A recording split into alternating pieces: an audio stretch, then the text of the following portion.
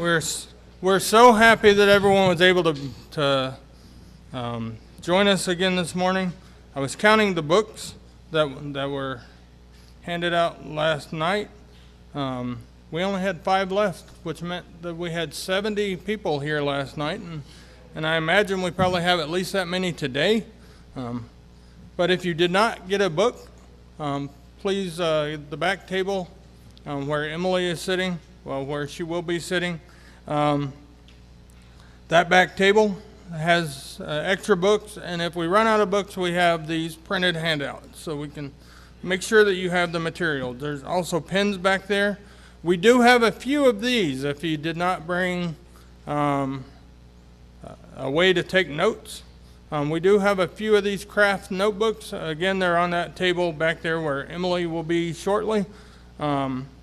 Please go back there and grab one of these if you want to take notes from today's session. We want to thank Springside Coffee, our members here, Jeremy and Shannon McCray. That's their new coffee shop down in Flovilla, Georgia. We want to thank them for providing the breakfast this morning. We will have that out there, the coffee and the pastries, for the rest of the morning until it gets closer to lunchtime. So feel free during the breaks to go out there and enjoy that. We will take a 10-minute break between each one of Jeremy's sessions this morning. Now, we are not going to time out Jeremy's session to land exactly on an hour. So it'll all depend on how many comments and how many questions and whatnot. We have 5 sessions we're going to try to get through today, but we have plenty of time, I think, to do that.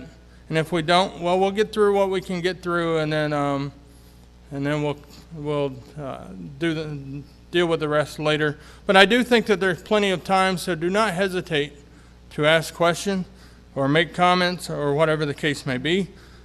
So we are looking forward to a good seminar today. Yes, Paul, did you have a question? Yes, the booklets that you have when the seminar is over, those are yours. So take them home, and you'll know how to use the different things that are in here after you go through the seminar. So absolutely take them home, and if you want to refresh your mind. The other thing is that we're recording all of these sessions. So these sessions will be available on our YouTube page. So as soon as the seminar is over, you can go back. If you want to go back and review something that was said, we are making the presentations available. And again, if you're here, this will make more sense as you go through the recorded presentations. So those will be available on our YouTube page. So we are, again, very thankful that you are here. I'm going to ask Scott to come up, and he's going to open us up with a prayer. Thank you.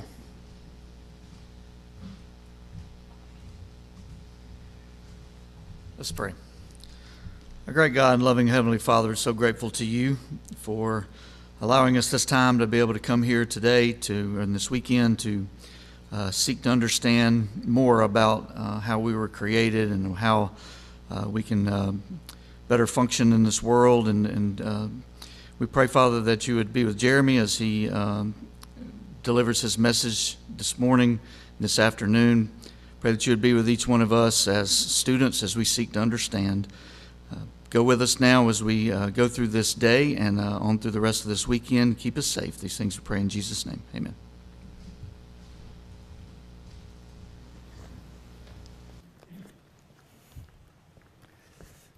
Good morning, everybody. Hey, I'm glad you guys are back. Brave the weather. I was looking out the window today at the hotel, and I was like, because the past couple weekends, I feel like here in Georgia, it's been this way. In Augusta last weekend, we were, they were telling us, all the roads are going to be icy and it was going to be horrible, and everything got canceled. They even canceled school for the Monday, which on the Friday, and which the kids were glad about. And then right when it got to Augusta, if you don't know where Augusta is basically like an hour and 45 minutes just east of here on I-20, about a mile from South Carolina. And that front came and just got right to Augusta and then jumped over it. and like 2 miles north of us, it was like a wintry wonderland. But we got nothing. So coming into this weekend, when I was texting Jason, and I was wondering about what would happen with the weather here. And so I woke up this morning expecting it to be this wintry wonderland, and there was nothing outside. So I'm glad, because that probably made it easier for you guys to be here. Hopefully you got some food in you, some coffee. I live off coffee usually, so I have mine up here. All right, first place we're going to land is how many of y'all did your homework? What were some thoughts? Would you guys be willing to share some thoughts? Remember, I asked you kind of to pay attention to your emotion, okay? And as you pay attention to your emotion, remember, if thoughts and emotions are tied together, if you have an emotion, then something went through your thoughts, okay? The question is, what was it? All right, so what were some thoughts?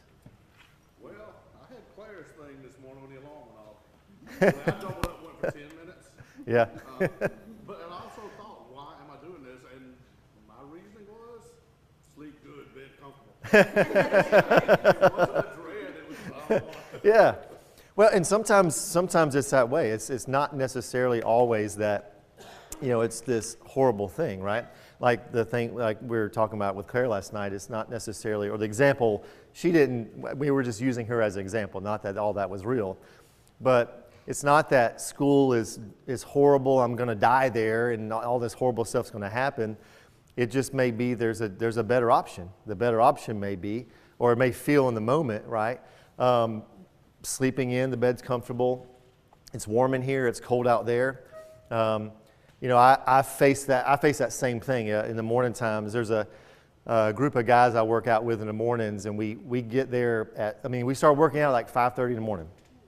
And this time of year, we always notice there's a big shift in how many people show up. And in every morning, I sit there, alarm goes off, and I have those same thoughts that are going through my head. It's like just telling me, Jeremy, no one else is going to show up because it's cold too. Just sleep in. You got to bed late. My brain is basically giving me every excuse and rationalization possible to keep me being comfortable, And so I sit there sometimes with, like, staring at the ceiling, and I go through this almost every morning, And most mornings my brain doesn't win out, but there are mornings where it wins out.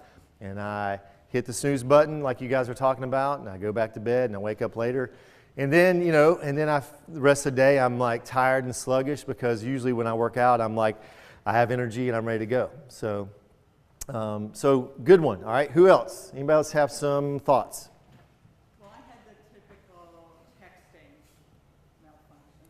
We got in the pickup and we're going back last night, and I get a text from my cousin, and she said, I just got the weirdest text from you. So yesterday, full disclosure, she was doing a political rant, and so I decided I'm going to try to silence her for 30 days, and instead I poked her. Oh, no. And then I'm like, I'm not poke her, I'm going to unpoke her. And I forgot how to unpoke her, and so it turned out fine, but I thought, oh my goodness. And I thought, because Jim and I had a conversation about the rants, and I was like, was it voice to text? Oh, no. And then if I send the poke and then I try to unpoke, is she going to see the unpoke? And think about it. Think about just in that moment. That one thing can trigger all these other different thoughts that are popping up. And think about it. Think about this, and not just for her, but for everyone. If you're in her position, think about the emotion you're going to feel, probably in your body, as your brain is thinking through all of those potential things that could be wrong. Did I do this? Here's one thing that's interesting. And this is kind of a side note to our thoughts, right? And I should have told you all this last night.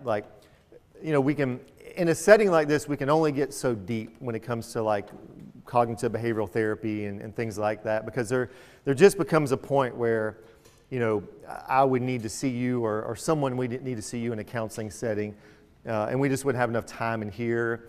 And obviously, too, it'd be better if it was in a private setting to walk through a thought to the nth degree and really challenge it, right? So, today and what we're doing in this workshop, in this setting, it has to be kind of like CBT light, okay?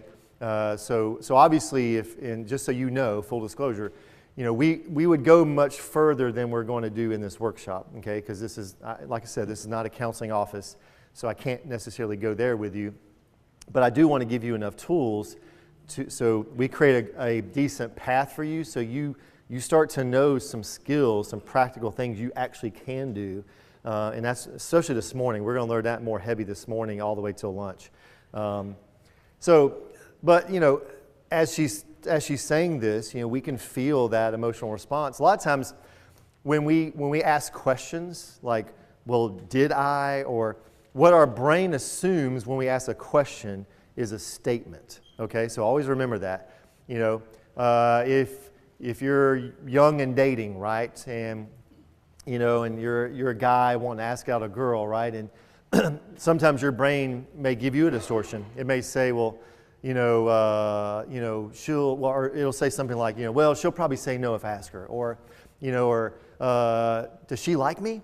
And we have all these different questions. A lot of times those questions are statements. So it's not, our brain is not interpreting it as, does she like me? My brain is interpreting it. If we throw it in a big bowl and we heat it up, what rises to the top is a statement, she does not like me.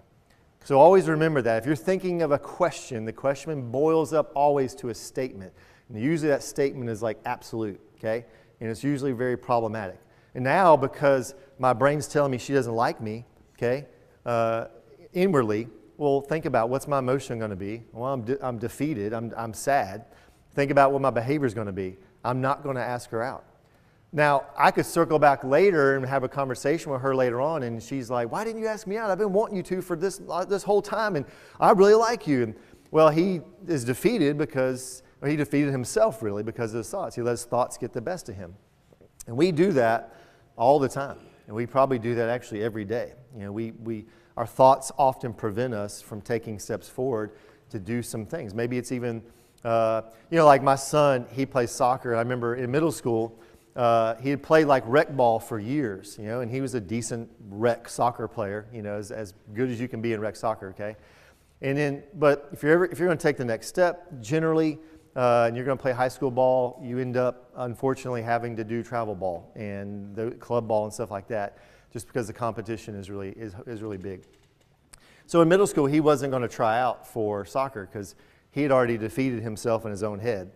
He was just like, well, I'm not good enough, and all those other players are bigger than me, or they're faster than me, and there's all these things, and so it crippled him, right? His behavior was, I'm not going to even sign up to try out. Until some random PE coach walks up to him one day and is like, hey, Mason, you like sports and you're athletic, right?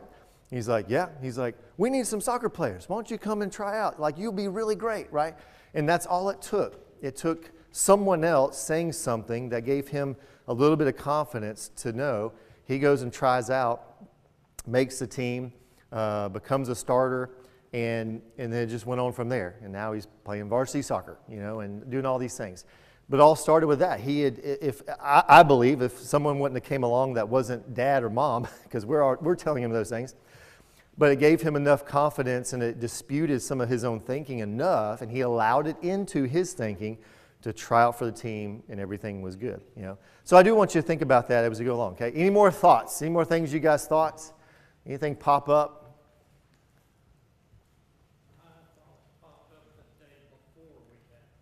Yeah. I worked for Delta Airlines, and my last job there was flight superintendent, which means I was responsible for probably 14 to 20 flights every shift. Boy.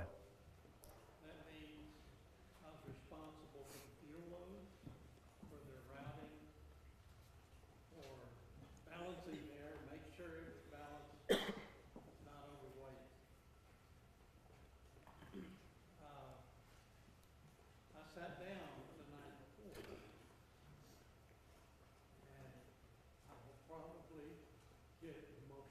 Yeah. And that's the only reason I'm speaking up, Mm-hmm. because that really happened to me. Yeah. I got emotional. Yeah. I'm sure we all remember Sully Sullivan, Mm-hmm. and that program was on, along with another one. Yeah. But Captain Sullivan had mechanical problem with his plane, and he had some terrible choices. He ended up choosing landing on the river Mm-hmm. with 100 and something people.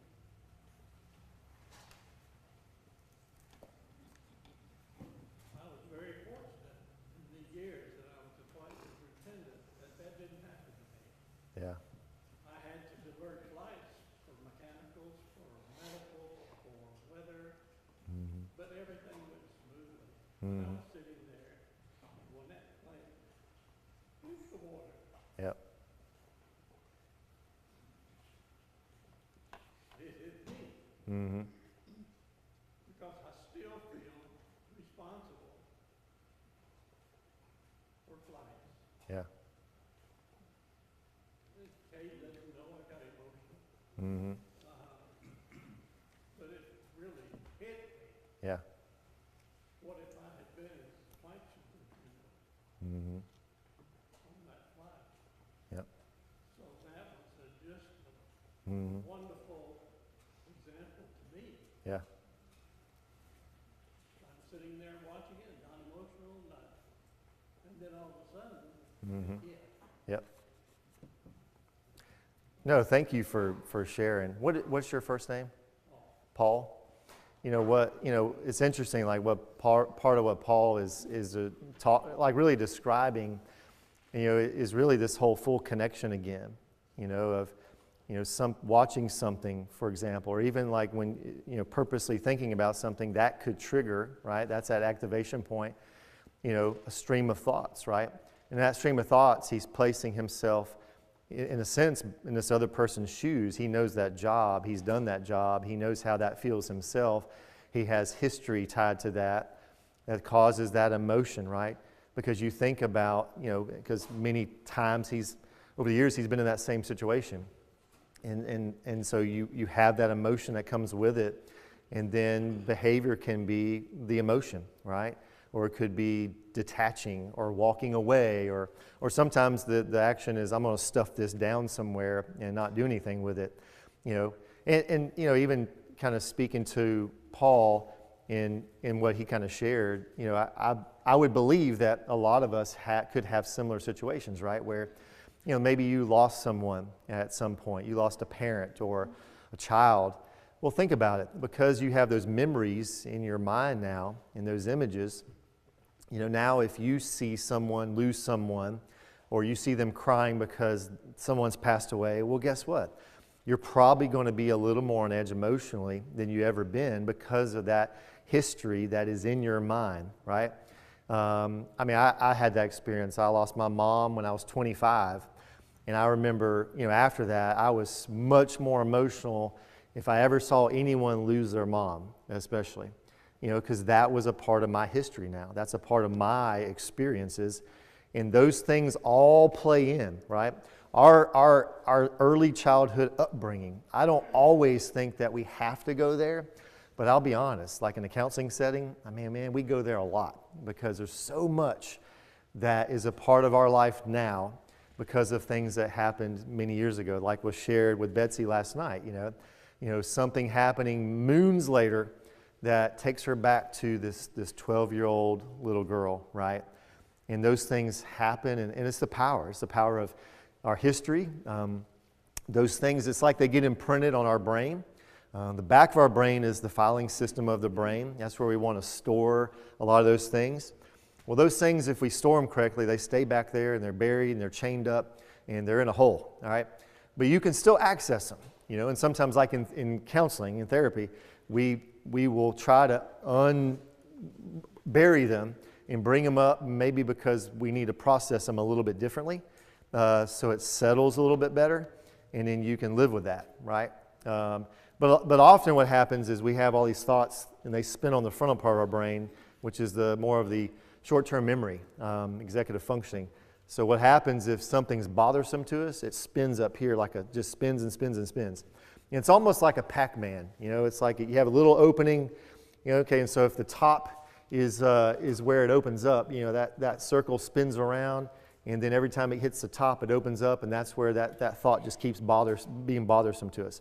Happens with marriage and relationships. Like if you have something against someone or someone hurts you, and let's say husband and wife, you said something mean to each other and you haven't really gotten over it yet. Well, it's going to keep probably spinning up here until you talk it out and deal with it.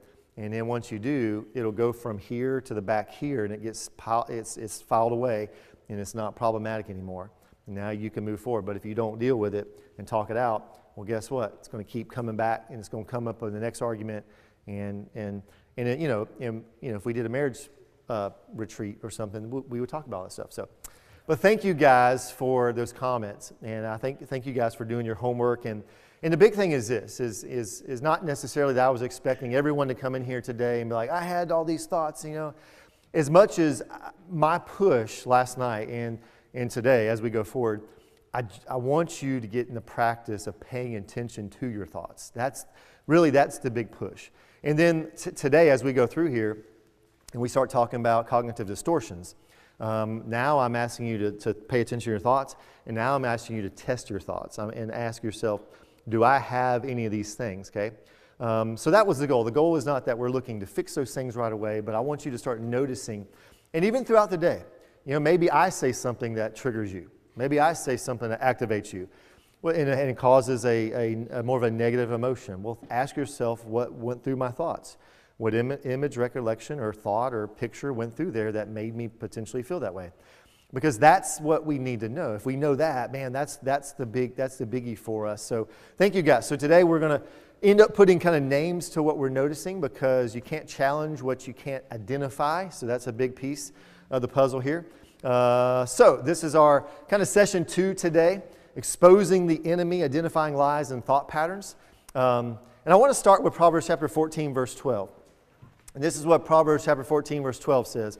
There is a way that seems right to a man, but its end is the way to death.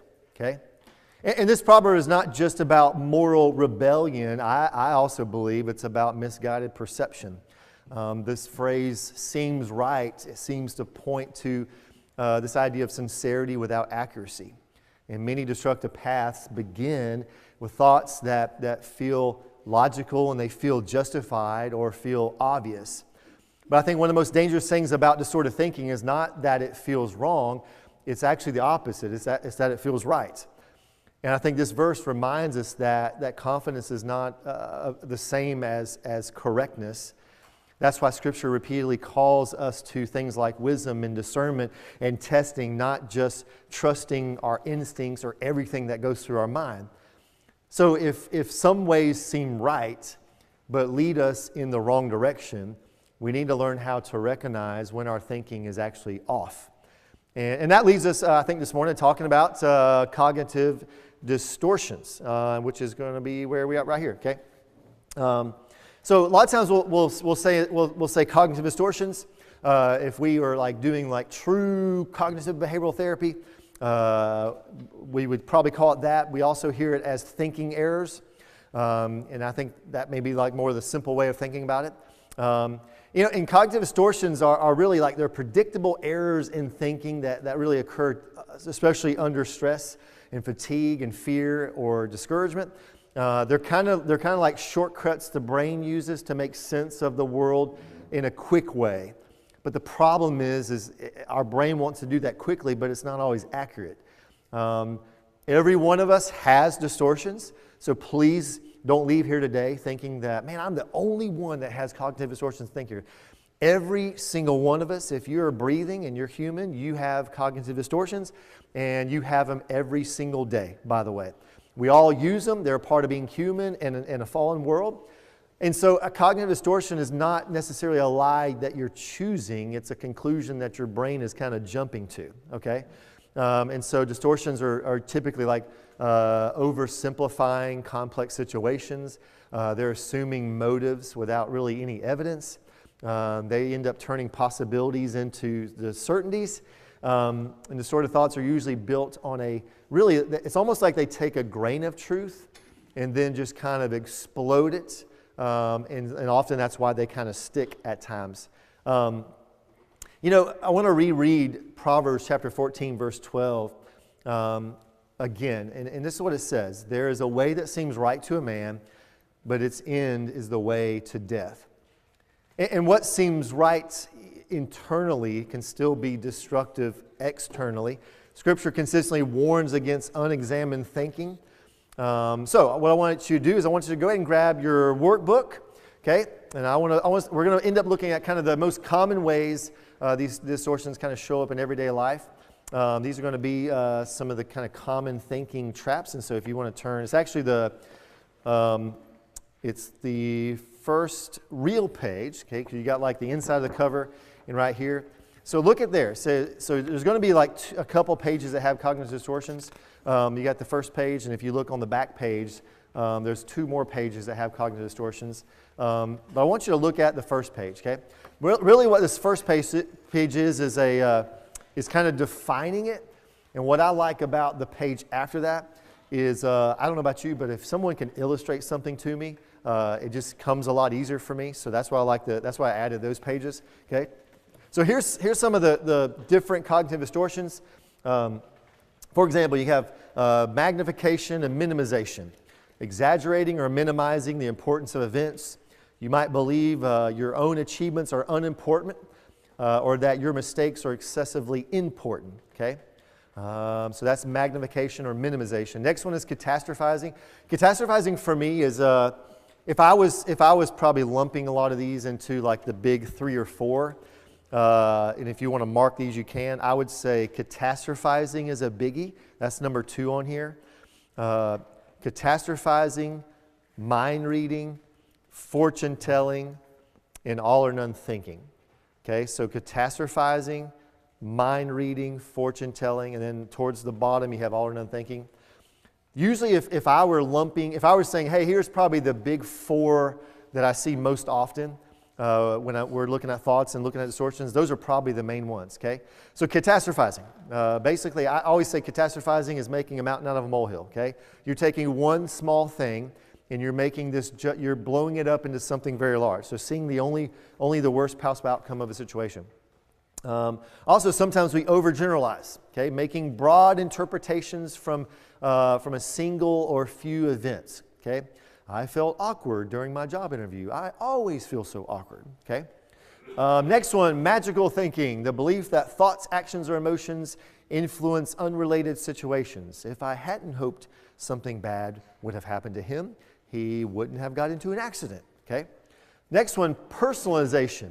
That's the belief that you are responsible for events outside of your control. My mom is always upset. She would be fine if I did more to help her. Okay. Next one is jumping to conclusions. That's interpreting the meaning of a situation with little or no evidence. Okay. Then we have mind reading. Mind reading is like you're assuming you know what someone thinks. Okay. It's like we do that in a church setting too, right? Sunday morning rolls around and somebody you talk often to maybe walks past you and they don't say hey to you. And then what do? Automatically your mind is like, well, something's wrong and they don't like me and what did I do wrong? And we start assuming what they're thinking, right? And that's mind reading. Fortune telling is you're predicting what the future is, right? Well, I'm not going to ask her out because she's probably going to say no anyways, and so I'm just going to let that pass, right? And it says it's the expectation that the situation will turn out badly without adequate evidence, okay? Emotional reasoning. The assumption that emotions reflect the way things really are. I feel like a bad friend, therefore I must be a bad friend. Okay, next, disqualifying the positive. Okay, recognizing only the negative aspects of a situation while ignoring the positive. You might receive many compliments on an evaluation, but you focus on the one single negative piece of feedback that you got. Okay, and that's what you just sit on. Next one, should statements. The belief that things should be a certain way. I should always be great and perfect, okay? And then lastly, all or none thinking. Thinking in absolutes, okay? Anytime we start to say absolute terms like always and never and shoulds and things of that nature, go ahead and raise a big red flag, okay? Because something is going to be off about what you're thinking if you use those words in your thinking, okay? I never do good enough job. I'm always wrong. I just can't, I should have always done this and that, okay? Now, if you turn to the back page of that, okay, those next 2 pages, this is what I like. This is what makes me understand. If you're like me, this makes me understand what those distortions are even more. So if you look at, and we won't read through all these, but let's just say, let's do like number 1, all or none thinking. Here's some examples of what that would look like, okay? Man, I forgot to put the gas cap back on after filling up. I never do anything right, okay? So he's taken this one small thing, right? And now I'm just a horrible person, okay? I didn't do well in the first test. I'm going to fail this class, okay? If I'm going to be late, well, there's no point even showing up. You know, I'm sure there's been times where we do that when it comes to church, right? We have all or none thinking. Well, if I'm going to be late to Bible class, I might as well just skip and just come straight to worship, right? I'm sure none of us have ever done that, ever, okay? Mind reading, well, they think I'm boring. They have better things to do than hang out with me, right? We're assuming we know what they're thinking. My sister didn't ask me to help her make dinner. She must think I'm a bad cook, okay? I can tell by the way they're looking at me, these guys must think I'm an idiot, okay? And again, it's all these major assumptions that we have no idea about. That person that walked by us, right? I've actually thought about this with myself. When I was in full-time ministry, I feel like, man, when I was doing youth and involvement, I felt like most of my Sunday was just, I had people coming to me left and right, asking me questions, right? Everyone needed something. And there was a lot of times I knew, walking from one side of the building to the next, that if I looked up and made eye contact with people, it would take me an hour to get from one side of the room to the next and find that person I need to hunt down. And I thought about that often. I was like, there's probably a lot of people, if they do a little bit of mind reading, that think I'm a horrible person, horrible minister, because I didn't stop and talk to them, or maybe I didn't even make eye contact with them because I knew I got to look down and just go, because I'm going to be stopped 10 times and I'm not going to make there. And again, maybe that's my own mind reading, okay? But that could also be what I'm assuming they're thinking as well. Okay? Fortune telling, number 3. There's no point in trying. I know I'm not going to get the job anyways. If I ask for help on this task, he's going to say no. Okay? Let's jump down to number 6, jumping to conclusions. My girlfriend hasn't replied to my texts in hours. She must be sick of me. My coworker stopped talking about his wedding at work. I bet it's because he doesn't want to invite me. Okay? And then turn the page. Let's jump down to catastrophizing. Well, since I can't pay this bill, my credit rating will go down and I'll lose the house, right? Think about catastrophizing. You end up making you end up making small jumps to like enormous jumps, right? If you notice it went from all the way from I can't pay this bill to I'm going to lose the house. And then he probably could even go further. Now I lose my house, I'm going to be on the street. And now I'm on the street, I'm going to lose my family. Now I'll lose my family, and he just keeps on going from there, right? That's where catastrophizing goes. Okay, next, if I don't start a whole new workout routine today, I'll never get in shape, right? He's making this large leap, right? If she breaks up with me, no one else is ever going to want to date me either, okay?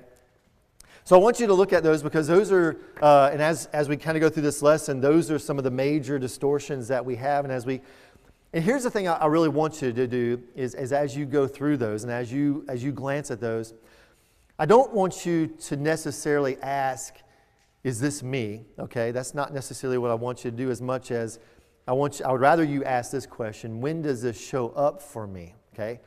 Because the problem is if you look at these and say, this is me, what I'm afraid that you'll do is you'll now drop a label on yourself. And now, well, I'm the catastrophizer, okay? So I can't make that happen for you, but I'm asking you not to do that, okay? So please don't look at this and say, see, this is me, because I think you're going to get stuck in that, right? But look at it and think, okay, when does this show up for me? Yeah, question about cognitive distortion. Does it always skew to the negative, or can they sometimes also skew overly positive? Yeah, there's some that actually can go the other way, because the problem is we don't often, a lot of times we don't often talk about those because they don't seem, in many cases, they don't seem to have problematic things happen next from them. But sure, you could have ones that could skew the other way, where maybe, like I think in an extreme case it would be, well, now I'm never allowing myself to see the negative. I'm only seeing the positive, and so the question would be, well, could I be trapped in some point, or could I get in some dysfunctional situation where now I'm maybe where I need to put up boundaries, I'm not putting up boundaries because the glass is so half full all the time. Maybe I'm letting people run over me, right? So I do think it can go that direction, and I think that would be potentially its own distortion or thinking error, is because a lot of this, what we're looking for, I believe, as we look through all these, we're really looking for some sort of balance, right? So yes, I don't want to look at everything through super rose-tinted glasses and think that even the most horrible thing that happens is positive, right? Because there's probably some middle ground though. But no, Jason, that's a good point. Because most of the ones we concentrate on, like you see today, are generally negative in nature, and they're going to lead more easily towards that direction. So great question. All right. The difficult thing about the distortions is that these thoughts they feel automatic because over time they've probably been practiced over and over again, right? It's almost like our brain has plasticity. We're going to talk about that in a second, and so a lot of times with certain things, it's like these ruts get created, and so it's like a muddy dirt road with ruts in it. And, if you're in a truck going down the road, you're trying to stay out of the ruts because you're going to get stuck. But if it's wet and rainy, you can be out of the ruts, and the truck is probably just going to fall back in the ruts again. And that becomes the difficult thing, is because we've practiced these thoughts so often, it becomes easy and quick and natural. All right, so I want to do this. We're going to do like a little exercise and see how this kind of plays out in real time. You're going to kind of sort or spot the distortion, okay? Let's see, let's do this. All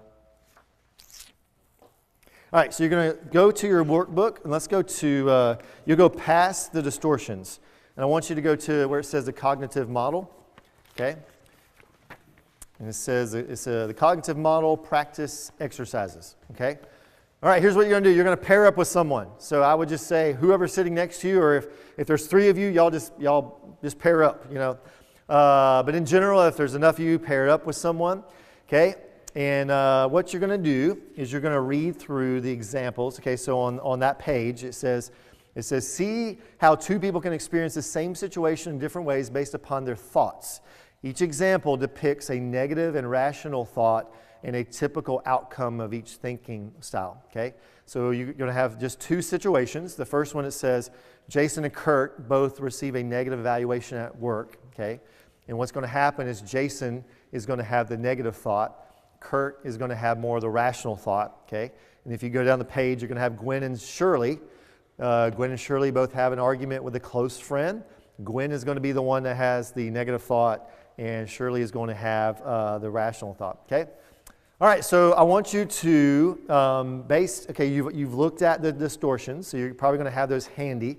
So what you can do is this: if one of you wants to open up your book to the distortions, the other one can open their book up to the cognitive model, okay? And I want you to, y'all talk it out, and I want you to look, especially look at Jason and look at Gwen, okay? And I want you to see how many, if any, cognitive distortions you can identify. I want you to label them, so write it down, okay? So y'all go ahead and talk amongst yourselves with your partners, and y'all write down any distortions that you think are present in Jason and in Gwen. On your mark, go ahead. Could you do me a favor? Sure. Just say the page number we're on. Well, we don't have page numbers. Yeah, there's not. There ended up not being page numbers, so. There's several pages. Yeah, it does have several. These all came as separate sheets, and then they were, the congregation was able to just put them together. So yeah, so it actually has number 1 on it, but it's not the first page. So really, in the book, it would be the third page. I know that's confusing. But the title would be the cognitive model up top. Cognitive model. So y'all figure out with your partner what distortions are there.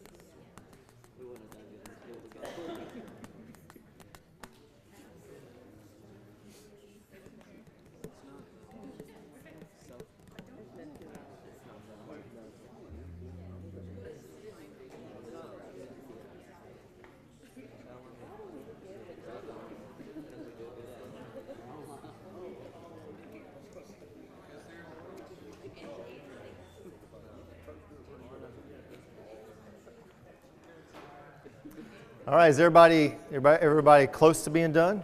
Everybody good? All right, I'm going to be testing you. I may ask you to back up your answer, okay? So be ready. All right, let's cover Jason first. I can't do anything right. I bet I'm getting fired because of this, okay? So he has his emotion is depressed and nervous because of that. And then his behavior, right? Jason avoids his boss because he believes he's in trouble. He feels nervous the next time he's confronted with challenging work and performs poorly. So this mightily affects him, okay? Where you got Kurt over here, he says his completely different reaction, right? Well, I guess I didn't work hard enough. I'll have to come up with a better plan for next time. He's disappointed but motivated, okay? So it's not like he's doing backflips out of joy necessarily. But his behaviors, well, Kirk seeks out his boss to talk about how he can improve. He approaches his next task as a challenge and gradually improves, right? So not everything is it going to just flip us completely to this, rainbows and butterflies necessarily, but Kurt's reaction is because of his thinking, his rational thought. He has a little bit more of a balanced emotion, right? It's not taking him to the deep end. It's setting him kind of in the middle, and it actually helps him, okay? What were some of Jason's distortions? He does have multiple distortions going on, by the way. Let's start with one. What's one? What is it? Magnification. Okay. Why is it magnification? Go straight to the worst possible.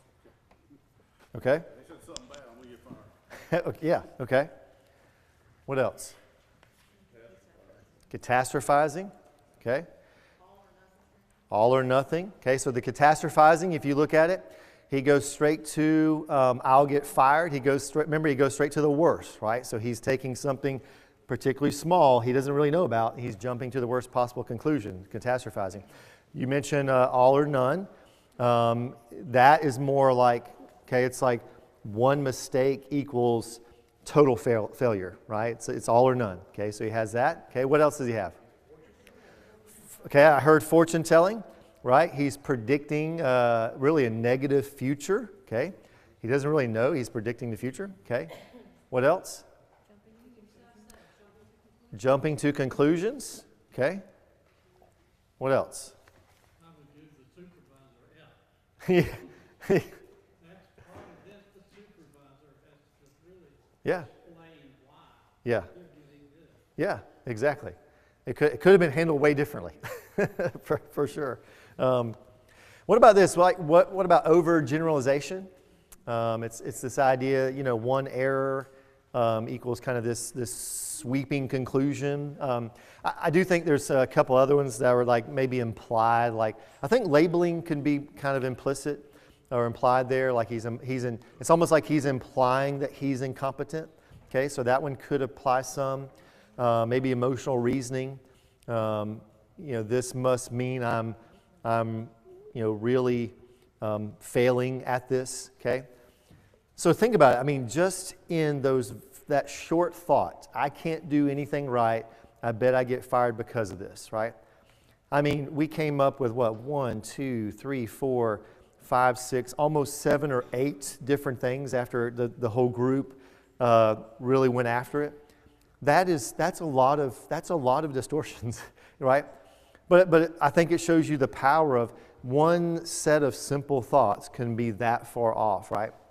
Where Kurt is able to just come up with not a perfect thought, just a little bit more of a balanced, rational thought, and see how much different it led him in his behavior. Okay, now with Gwen, negative thought. We always argue. Why can't she ever see my side? This is so unfair. Okay. Well, now her emotion is she's angry, she's blaming. Her behavior, well, of course, is blaming. But Gwen stays angry at her friend and does not reach out to repair the relationship. And over time, Gwen's friendship becomes more and more toxic, okay? Because she's allowing this thought to control her, right? And she gets angry and she just sits on it. And besides, instead of doing something that was going to be proactive, she doesn't. Surely, okay, rational thought, right? Well, that's rough. I should apologize. We can both be stubborn sometimes, right? There's a little more balance there. There's more of a forgiving spirit and regretful. And so what happens, Shirley accepts a portion of the responsibility and apologizes to her friend, and they communicate and continue to strengthen their relationship. Completely different path, right? All right. So for Gwen, what were some distortions? All or none thinking, right? And here's a key thing. Okay, anytime, remember, you see always and never, a lot of times it's going to be all or none. Okay, we always argue. She never sees my side. Okay, all right, what else? Okay, just qualifying the positive. I also heard overgeneralization, I think. Overgeneralization kind of being, taking this like recurring conflict and turning it into like this kind of fixed permanent pattern, right? What else? Okay, I heard mind reading. In this one, I think it's like assuming the friend just won't or can't, is like has no desire or ability to understand. Okay, what else? She had a pretty good number of distortions. Magnification. Okay, what else? Catastrophizing. There seems to be a little catastrophizing going on. What about jumping to conclusions? She's interpreting the relationship as basically fundamentally unfair without checking assumptions, right? Maybe also emotional reasoning, feeling angry, basically concludes the relationship is unfair and toxic, right? I mean, she has probably 7 or 8 as well, right? Just with that simple little thought, and think about it, how many distortions are in there that are causing her problems that now are going to shut her off completely from this friendship, and she may never go back to that relationship again. And over here, Shirley takes just one small step over here and is able to own up to her part of it, right? Be regretful and forgiving, and talk to that person and actually kind of mend the relationship. And so, very good job. Sometimes it's not easy. I do this with patients sometimes, and sometimes they struggle trying to find the distortions. But at the same time, I think sometimes I think it's easier for me to look at someone else's distortions and identify them. I believe what's most difficult is us looking at our own self and our own thoughts and finding out what our distortions are. Because when we look at ourselves sometimes, we're not going to register that as a distortion. We're going to no, that's real, right? Because that's the rut that we've been thinking for so long. We've been thinking that one thing for so long, we can't think anything else, right? And so sometimes we do need someone else, a spouse, a boyfriend, a girlfriend, a friend, a church member, an elder, whoever, to gently question, us.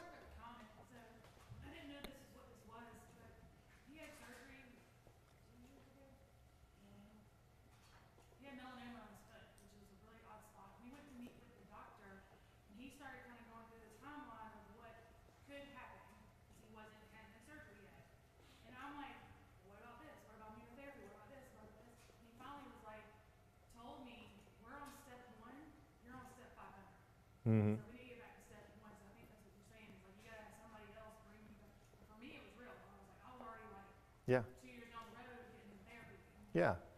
Thank goodness we didn't need any of that. I just needed surgery and we were done. Yeah. But it was still because he was just kind of mapping it out for us. So like if it did happen, we would not need a shot. Yeah. But at the same time, we weren't there yet. Yeah. I was. Yeah. And I know doctors a lot of times they're hedging their bets and they a lot of times don't want to set someone up for some like false hope, and so they're going to jump to the worst. Where your brain was like, no, this is my loved one. Like I want to go ahead and jump over here. Where not that I'm just negating the things that could happen, but you're coming at it from hopefully. I mean, you're trying to be a little more balanced view, but also a positive view of like, hey, we're looking down. Like you're going to get past this, and we're going to jump forward and go after it. So, but yeah, good observation. Okay, someone else, go ahead. A couple of years ago during COVID, we were going through some things, and I got together with somebody, and at the end of the conversation, basically the guy said, very politely, he goes, you need to have better self-awareness. I kind of walked away pretty confused about what that meant. Yeah. I think a lot of this, but how does that play into, like when you talk about when you think about self-awareness, Mm-hmm. doesn't this kind of, like the ability to be able to self-evaluate, Yeah. because I would think that being able to do this Mm-hmm. correctly, you Yeah. have to have some tools in order to be able to do that. Yeah. Because again, a lot of times we're in our own mind. Yeah. And we think we're doing the right thing. Mm-hmm. But Yep. Yeah, some of it will come in these lessons this morning. That'll be one thing that pops up in the discussion is a part of this is like in naming distortions, like when we can just do that creates some distance, and distance kind of creates choice. So being able to slow down our thinking at times. But yeah, I mean, like one thing I always look for, like in the counseling office with people, is number one thing I'm always looking for is awareness. Are they aware of themselves?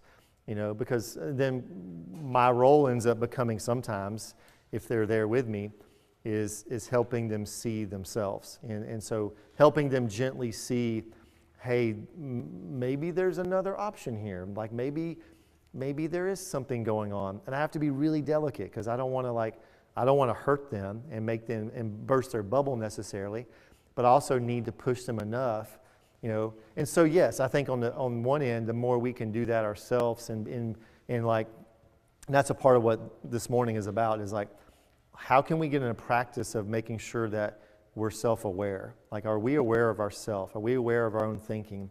Are we aware that our thinking we may be the one driving this person away over here? Because we're locked into this one way of thinking. We have not allowed ourselves to think that there could be other options out there.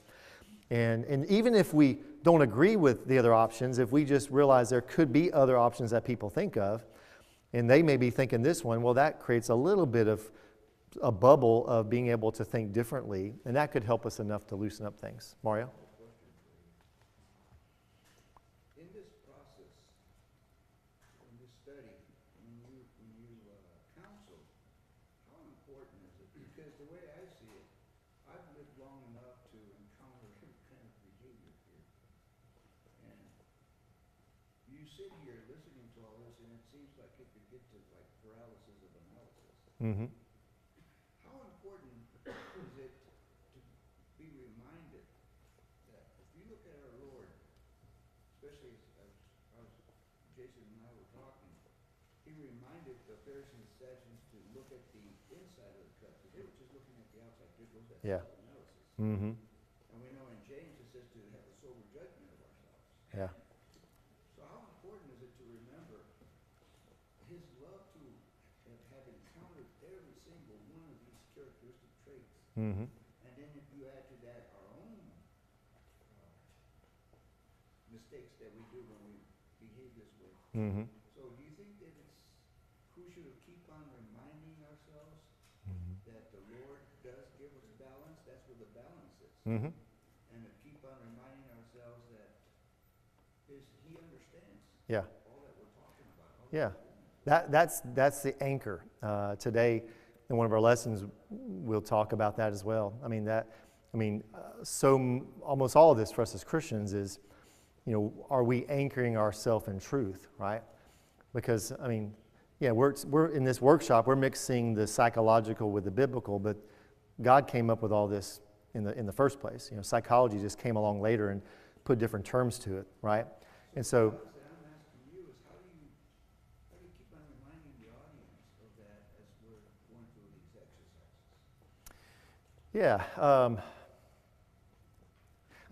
I think that's it. I think it's, I know for me, I just know personally for me, the more I have, the push for me is I need to be anchored in truth. And so the more I'm putting the Word of God inside of me, that anchors me. So then I have hopefully a better ability to pause myself because I'm anchored in truth, and which includes the hope of heaven and God and Christ and all those positive things. That helps me to stay balanced, but also helps me, like I like to think about it as Christians, we have a different view. We have the balcony view. We can stand up on that balcony and we see the bigger picture that I'm not here for a long time. And my job is to be a disciple of Christ while I'm here. The few years that He allows me to be here, and we'll be in heaven with Him one day. Well, that changes, just that perspective changes everything about my life, And so the more I'm anchored in Him and I'm reminded of those things, that's a lot of what this is what am I allowing in and that I can anchor in on? Well, it's not what TikTok says or social media says. or what the latest fad is. It's what is Christ telling me? If I can anchor in that, that's going to help me stay balanced and have less distortions. Not no distortions, but less distortions along the way, I believe. And as we grow as Christians, I think that's a sign for us. Are we, as we're growing as Christians, are we getting more reactive, or are we getting more balanced? If we're not getting more balance, could there be something off? Maybe. Am I doing something wrong, or do I need to get someone to help me to work through these things? Possibly. If it's a perpetual kind of thing, yeah, absolutely. I don't know if that answers it perfectly, but I think as we go through this morning, some of that probably will be answered along the way. So, all right, we're going to jump to our next one just for sake of time. I was really confused. I was panicking for a second because that clock back there says 11:08, and I was like, "Are you kidding me?" Okay, so we're good. Yeah, I was like, "We're going to have to skip some lessons." So, okay. All right, next one.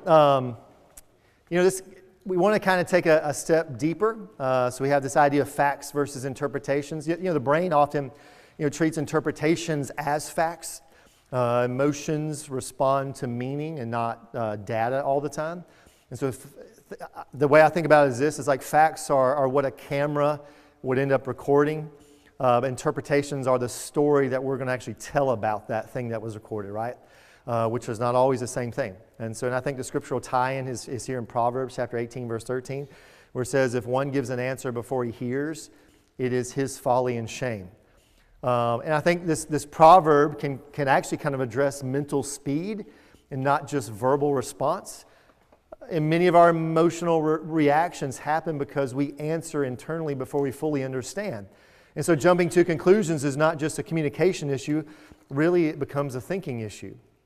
And so then like distorted thoughts, often rush to judgment, and wisdom requires being able to slow down long enough to gather enough perspective to send us a different direction, right? And then what happens is that slowing down creates space between fact and the way that we're going to interpret that, okay? And so here we go. So we're going to look at this idea of a fact or story. So, up until this point, we've learned to identify distorted thinking patterns. Identification alone does not produce change, though. Change requires learning how to slow down the mind enough to be able to examine a thought, okay?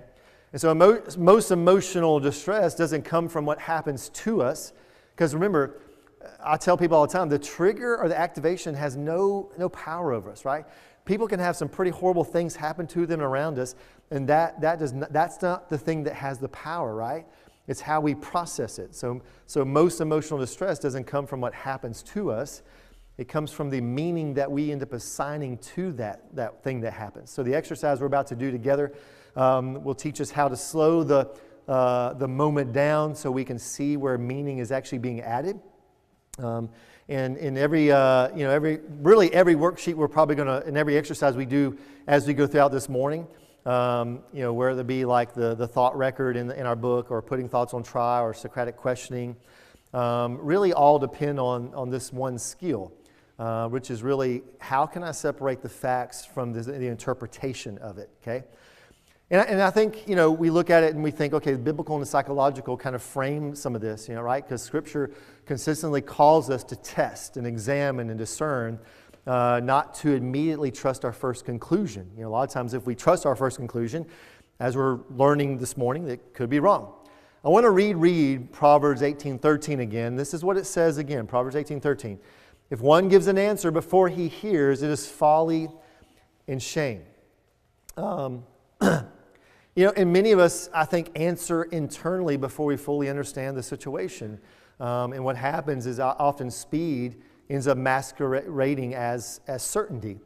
And so the faster the conclusion, what can happen a lot is the stronger the emotion. And so facts is really, remember, it's what a video camera would capture. Okay? So that's what is observable and measurable. Stories is going to be assumptions and interpretations and predictions and even mind reading, okay? So facts are data. Stories are the meaning that we add to the data. And so our emotions don't respond to facts. They're going to respond to the story that we believe, okay? And so let's jump to the situation. We're going to, and throughout this time, we're going to often jump back to this same scenario. A lot of times I just like to keep the same one. That way it's less confusing and you get used to the situation. And if you remember from last night, this was our situation. So we're going to introduce it again. Let's say, again, the situation is you send a text to someone important to you, and hours pass and there's no response, okay? So here's what I want you to do. I want you to look at this and I want you to tell me what are the facts. If we're looking at facts versus like interpretation, okay, and we're just looking at facts right now, what are the facts in this situation currently? A long time has passed. Okay, a long time has passed. You sent a text. I sent a text. That is a fact. And the other is what you guys said, and there was no reply yet. Okay? That's pretty much it. Okay? Now, then here's the thing. What are some of the common stories from that our mind is going to tell us? And we talked about this last night. What were some of the kind of the responses or stories that our mind is going to say? You're ignoring me. The house is burned to the ground. Okay? What else? What is your brain going to tell you? What's the story? If this is you, what are you going to think? What is wrong, right? Are they mad at me? They don't care? Did I do something wrong? What's going on here, right? Remember, that's all the stories. But if you look back, remember what the facts were. The facts were very easy. Really, the main facts that we looked at is a text was sent and no reply has come through yet. But our mind jumps to all these different conclusions. And again, just like last night, notice how quickly the mind moves from the neutral data to this personal meaning, right? So we're going to do a whole group exercise. You guys ready? Here we go. Okay, I'm going to read they're on the screen, but I'm going to read them also out loud. And here's all I want you to do. I want you to judge these statements. Just tell me, is this a fact or is this a story? Okay, fact or story. That's your only two options. All right. Number one, my boss asked to meet with me. Is that a fact or a story? Fact. Very good. I'm in trouble. Fact or story? Story. All right. My spouse is quiet tonight. Fact. They're upset with me. Story. They don't care about me. Story. They haven't responded yet. Fact. Very good. The thing is, it's so easy for us to confuse the fact we confuse story for fact. Our emotions respond as if the story is true. So this morning in our next session, we're not going to argue with our stories. We're going to examine them along the way, and we're going to learn how these stories, how we take these stories and put them on trial, test them against truth, replace them with more accurate thinking. Obviously, that's our big goal. But none of that works unless we first learn how to separate the fact from the story. And so here's some of the key takeaways. I don't know if I have them up here. Yeah, here we go. From this one, distorted thoughts are common, but they're not sinful. And that's something I want to make sure as Christians we understand, is just because we have distorted thoughts, which we all do because we're human, that's very common. We have them every single day, okay? And just because we have them every single day doesn't mean that they wreck our day, right? There's some, like for example, I have all or none thinking about coffee, okay? If you notice, I didn't get coffee here today. No offense, because it may be great. So my family lives in Pensacola, Florida, and that 7-hour drive, I'll skip every place on the road that has coffee. Circle K, Dunkin', it doesn't matter. Because in my mind, if it's not Starbucks, then it's just dirty water, okay? Because I hate weak coffee. In hotels, they have weak coffee. Most places you have weak coffee. It's not strong coffee. It's just not coffee. Is that a fact or is it a story? Oh, man, that's good. I knew I could count on Mario, of all people, to call me out. Mario, that's a good point. It's a story. It's a story. And over time, I've been able to, I've done some exposure therapy on myself. And I went to a Circle K, and I was shocked. I was like, you know what? I've been missing out. They got that one that grinds the beans for you and stuff. It was actually good. So now I don't always go there anymore. But for a long time, It's been all or none thinking for me, because if it's not this, then I don't even want to drink it. I just want to drink water the whole way and not deal with it, okay? So, Mario, you're funny. All right, distorted thoughts are common, but they're not sinful. Awareness is the first act of change, and naming patterns reduces their power. So in our next session, we're going to move from kind of identification to action, learning how we're going to take those the thoughts captive, and we're going to replace them with truth. And so, again, I want you to be paying attention to your thoughts. Look at them as information, not as failure. And all right, so here we're going to do. We're going to pause there. What do you want to take? 5-10 minute break? All right, 10-minute break. Go get some coffee, whatever, bathroom, and I'll see y'all in 10 minutes. So 10:28.